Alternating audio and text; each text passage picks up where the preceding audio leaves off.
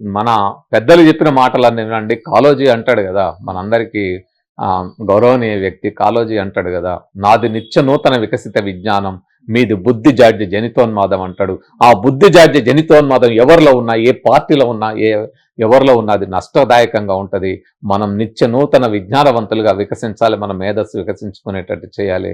ఆ విధంగా చేసి మూఢనమ్మకాల నిర్మూలన చట్టాన్ని తెలంగాణ రాష్ట్రంలో తీసుకురావడానికి మీరు ముందుండి బాధ్యత వహిస్తారని ఇప్పుడైనా ఈ చర్చ సందర్భంగా మీరు అర్థం చేసుకొని మిత్రుడు అద్దంకి దయాకర్ గారు, ఎమ్మెల్సీ గారు, అదేవిధంగా మన పిసిసి ప్రెసిడెంట్ మహేష్ కుమార్ గారు, వీళ్ళిద్దరూ మీరు ముందుండి నడిపి దేశంలో మీరు తెలంగాణ రాష్ట్రానికి మనం ఎట్లా మీరైతే మీ వంతు బాధ్యత నిర్వహించారో అదే విధంగా మూఢనమ్మకాల నిర్మూలన చట్ట సాధనలో కూడా మీరు బాధ్యత వహించండి. మేము అందరం మీతో కలిసి ఉంటాం.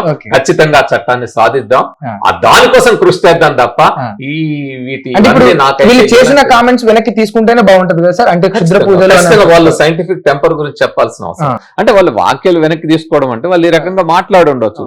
హరీష్ రావు గారు అక్కడ పోయి ఆ పూజలు చేస్తున్నాడు, వాటి వల్ల ఏమి జరగదు, అది నష్టము, ఆయన మూఢత్వం నుంచి బయటపడి సైంటిఫిక్ గా ఎదగాలని సైంటిఫిక్ గా స్టేట్మెంట్ చేస్తే బాగుంటుంది. అంతే కదా, ఇప్పుడు వాళ్ళ లెగసీ కదా, వాళ్ళ వారసత్వం ఏంది? నెహ్రూ మేము ఇందిరమ్మ రాజ్యం అంటున్నాడు కదా, ఇందిరమ్మ రాజ్యంలో క్షుద్ర విద్యల గురించి ఇందిరమ్మ చెప్పలేదే, రాజ్యాంగంలో ఆమె ఆర్టికల్ 51A క్షుద్ర విద్యల గురించి చేర్చలే కదా. మీ ఇందిరాగాంధీ ఇందిరమ్మ రాజ్యం అని మీరు ఏదంటున్నారు, మరి ఆ రాజ్యం అన్నప్పుడు మీరు ఆమె చేర్చిన అంశాలను కదా, మీరు రాజ్యాంగంలో ఆమె చేర్చిన అంశాలను కదా పట్టుకోవాలా. దానికి విరుద్ధంగా వెళ్తే ఎట్లా? You are anti Indiramma, anti Nehru కదా నావు. అలా ఎందుకు మారుతారు? మీరు మీ నాయకుల లెగసీని మీరు కాపాడుకుంటారా, వాళ్ళ భావజాలానికి విరుద్ధంగా మాట్లాడతారా? ఇది కదా మన మిత్రులు ఆలోచించుకోవాలి. సో అందుకని ఇప్పటికైనా మూఢనమ్మకాల నిర్మూలన చట్టం తీసుకురావడానికి మీరు ముందుందండి. ఖచ్చితంగా కృషి చేయండి. ముఖ్యమంత్రి గారిని, మంత్రివర్గాన్ని అందరిని ఒప్పించి మనం చేద్దాం. ఎందుకంటే ఇదేం పెద్ద కష్టసాధ్యమైంది కాదు. ఇప్పటికే మహారాష్ట్ర, జార్ఖండ్, గుజరాత్ ఇలా అనేక రాష్ట్రాలు చేసిన 9-10 రాష్ట్రాలు. సో మనం కూడా చేయొచ్చు. అది చేయడం ద్వారా మనం వైజ్ఞానిక తెలంగాణ నిర్మాణంలో భాగస్వాములు అవుదాం తప్ప మూఢత్వాన్ని పెంపొందించి మళ్ళా తెలంగాణని ఏదో 1000 ఏళ్ల క్రితం సమాజానికి తీసుకెళ్దామని ప్రయత్నం చేయొద్దు. మన తెలంగాణలో వైజ్ఞానిక వారసత్వం ఉంది. మీరు దేని మీద కృషి చేయాలి? మిత్రులకు నా విజ్ఞప్తి ఏంటి, మనం దేని మీద కృషి చేద్దాం? తెలంగాణలో ఉన్న ఆనాడు 1000 ఏళ్ల క్రితమే ఆర్యభట్ట కంటే ముందు, ఆర్యభట్ట 1600 ఏళ్ల క్రితమే, కానీ అంతకంటే ముందే 1000 ఏళ్ల క్రితం జంతర్ మంతర్ ఖగోళ అబ్జర్వేటరీ అంటాం, అదే అన్నాడు 100 ఏళ్లే. కానీ 3-4 వేల ఏళ్ల క్రితమే తెలంగాణ రాష్ట్రంలో మన నారాయణపేట జిల్లాలో మక్తల్ మండలంలో ముడిమాల్ అనే గ్రామంలో నిలువురాళ్ళు తో ఖగోళ అబ్జర్వేటరీ 1000 ఏళ్ల క్రితం ఏర్పాటు చేసుకున్న సైంటిఫిక్ వారసత్వం మనది. Heritage, the legacy of scientific legacy మన దగ్గర ఉంది అది. సో ఆ వైజ్ఞానిక వారసత్వాన్ని ప్రచారం చేద్దాం. 1000 ఏళ్ల క్రితమే మెడికల్ సైన్స్ లో ఎంతో అద్భుతమైన పరిశోధనలు, ఆ ఘనమైన పరిశోధనలు చేసి కొత్త అంశాలను కనిపెట్టిన వరంగల్ చెందిన అగ్గలయ్య గుట్ట, అగ్గలయ్య చరిత్ర చదివి మన వైజ్ఞానిక వారసత్వాన్ని మనం చాటుదాం.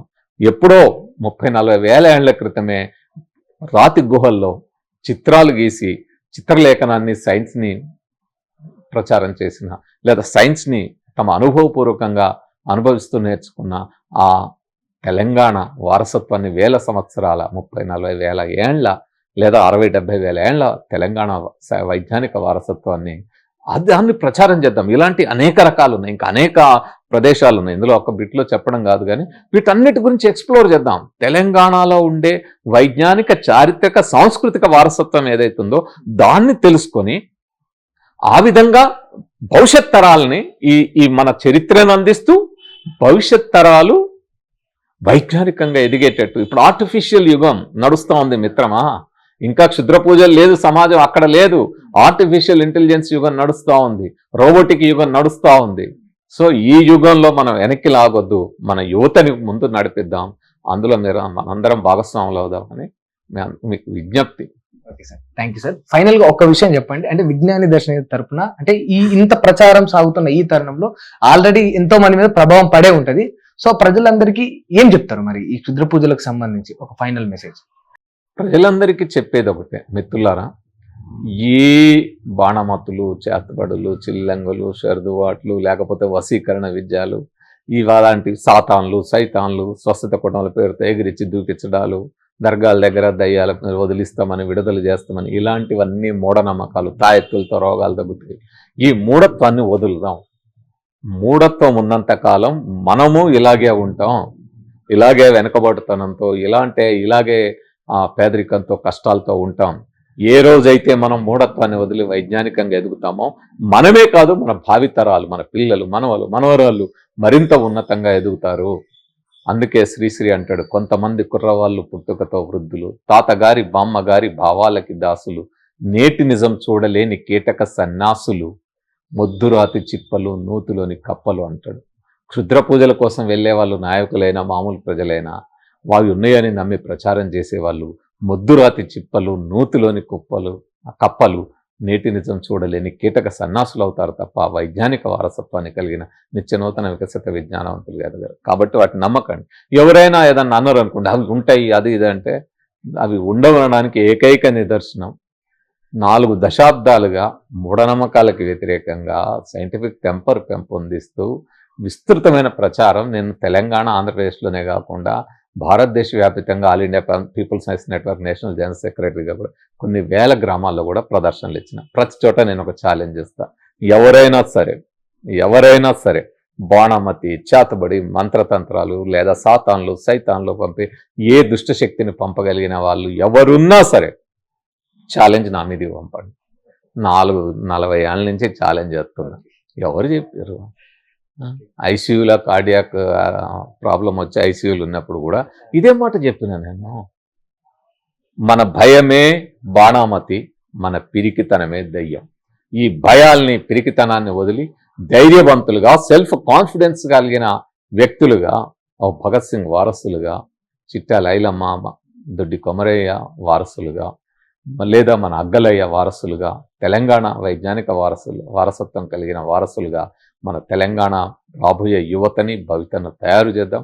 జెన్జీని, జెన్ ఆల్ఫాని, జెన్ బీటా, ఇలాంటి అనేక తరాలు రాబోయే తరాల్ని కూడా, ఇంకా ఏ తరాలు వస్తే వాటిని వైజ్ఞానికంగా ఎదిగే విధంగా, ప్రపంచంలోనే తెలంగాణ పేరు గుర్తుండే విధంగా మన యువత తయారు విధంగా, ఆ విధంగా మన స్థాయిని ఉన్నతంగా చాటే యువతరాన్ని, రాబోయే తరాల్ని తయారు చేద్దాం.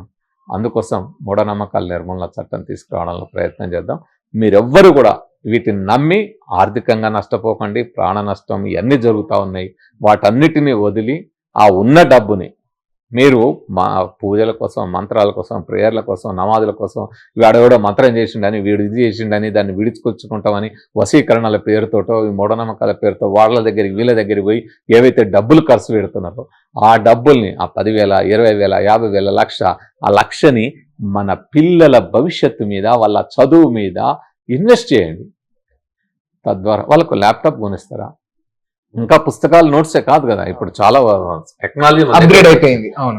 కొత్త రోబోటిక్ టెక్నాలజీ నేర్పుతారా? మీ పిల్లలు ఇంజనీరింగ్ చేస్తుంటే ఇంకోటి, లేకపోతే ఆర్టిఫిషియల్ ఇంటెలిజెన్స్కి సంబంధించిన టెక్నాలజీ నేర్పుతారా? ఏం నేర్పుతారో అటువైపు తీసుకెళ్ళి మన పిల్లల్ని, ఆ ఖర్చు అంతా, మీరు ఈ మూఢత్వం మీద పెట్టే ఖర్చు అంతా పిల్లల యొక్క భవితవ్యం మీద పెడితే వాళ్ళు ఉన్నతమైన, పొద్దున ఈ ఆర్టిఫిషియల్ ఇంటెలిజెన్స్ అంటే మానవులే సృష్టించిన, మానవులే రూపొందించుకున్న ఆర్టిఫిషియల్ ఇంటెలిజెన్స్ ఏదైతే మన మీద ఈరోజు మానవాళికి ఛాలెంజింగ్గా ఉందో, ఆ ఛాలెంజ్ని తట్టుకునే విధంగా వీళ్ళ మేధస్సు వికసించి మరింత ఉన్నతంగా దాన్ని మలుచుకొని ఉన్నతంగా ఎదిగే విధంగా తోడ్పడతారు. ఆ విధంగా ఛాలెంజ్లు తట్టుకునే యువతగా మన పిల్లల్ని తయారు చేద్దాం. అది మూఢత్వాన్ని వదలండి, వైజ్ఞానిక బాట పయనించండి. ఆర్టికల్ 51A భారత రాజ్యాంగం చెప్పేది అదే. రాజ్యాంగాన్ని పాటించే వాళ్ళంగా మనందరం దాన్నే ఆచరిద్దాం.